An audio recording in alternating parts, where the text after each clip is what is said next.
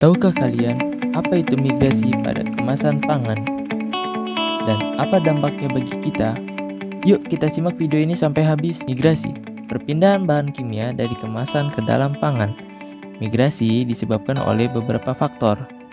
Faktor yang pertama adalah faktor suhu, yang kedua adalah waktu kontak, jenis makanan, dan terakhir adalah jenis kemasan. Apa itu migran?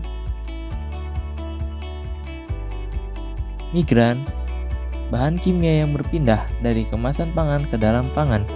Migran dapat berasal dari zat kontak pangan, yaitu zat penyusun kemasan pangan yang bersentuhan langsung dengan pangan. Contoh migran pertama yakni SN timah logam. Produk dengan kemasan berbahan logam diantaranya adalah minuman ringan, makanan kaleng, dan susu formula. Bagian dalam logam kaleng dilapisi oleh timah guna untuk mencegah terjadinya korosi serta kualitas produk tetap terjaga. Lalu, apa dampak buruknya dari migran SN timah? 1. Keracunan, ditandai dengan munculnya rasa mual, muntah, diare, sakit kepala, dan gangguan saraf. Yang kedua, ada efek pada sistem saraf yang mengganggu perkembangan sistem saraf, khususnya pada kemampuan belajar dan perilaku seseorang. Yang ketiga adalah gangguan fungsi ginjal. Yang keempat adalah gangguan sistem reproduksi. Yang kelima adalah gangguan sistem imun. Berikut adalah pencegahan. Hindari kemasan kaleng yang rusak seperti karatan, penyok, lapisan dalam yang terkelupas, berlubang, dan muncul bau yang tak biasa. Lalu ada contoh migran kedua, yakni DOP, dioktil petalat, salah satu jenis petalat yang sering digunakan sebagai pemelapis dalam plastik PVC. Contoh plastik PVC yakni kemasan plastik dan plastik wrap.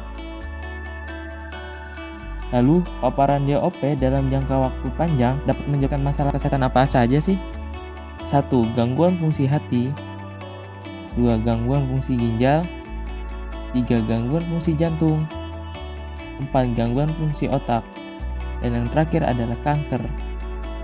Solusinya, Anda dapat memilih kemasan yang terbuat dari bahan yang tidak mengandung ftalat seperti kaca, kertas, atau aluminium. Selain itu, untuk mengurangi paparan DOP, lakukan 1. Cuci kemasan makanan sebelum digunakan. Yang kedua, jangan gunakan microwave untuk menghangatkan makanan dalam kemasan makanan plastik. Yang ketiga, batasi konsumsi makanan yang dikemas dalam plastik PVC. Dan yang terakhir adalah hindari menyimpan makanan yang mengandung minyak atau asam yang terlalu lama.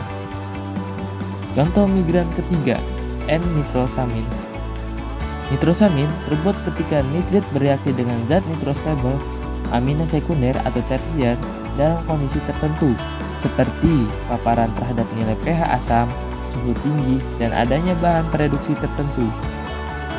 Produk yang terdapat zat nitrosamin, yakni diantaranya adalah obat-obatan, olahan daging, sayuran non-organik, dot bayi, dan penstabil plastik.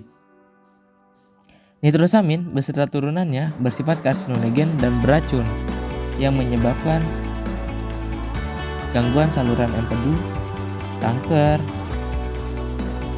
infeksi organ, dan gagal jantung. Pencegahan paparan nitrosamin melibatkan langkah-langkah seperti mengurangi konsumsi makanan atau minuman dan kemasan yang mengandung nitrit dan nitrat, serta menghindari keadaan yang dapat menyebabkan pembentukan zat nitrosamin, seperti membatasi penggunaan natrium nitrit pada setiap produk yang diduga dapat pembentukan nitrosamin. Terima kasih telah menonton.